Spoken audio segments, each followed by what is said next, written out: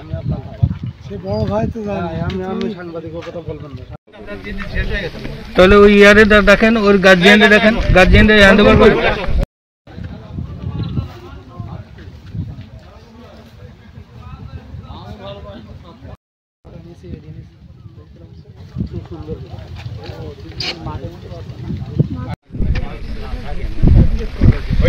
না হয় নাই।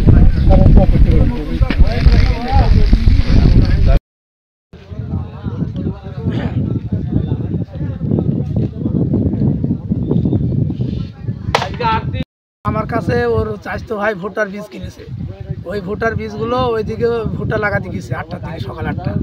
তারপর আমরা 3টার দিকে শুনছি যে ও বিএসএফে গুলি করে মেরে দিয়েছে, কিন্তু ঘাস কাটছিল, ঘাসের বস্তা মাথায় নিয়েছে, মাথায় নেওয়ার পরে ওই মনে করছে তার মাদক দ্রব্য আসছে, তো ওইভাবে সন্দেহ করে ওই বস্তা সহ গুলি করে। ও কি মাদকের সাথে জড়িত ছিল? না না, মাদকের সাথে জড়িত না। কোনো ব্যবসার সাথে? কোনো ব্যবসা করছে না আপনার, একদম কুমা, ঘরে চালই নাই।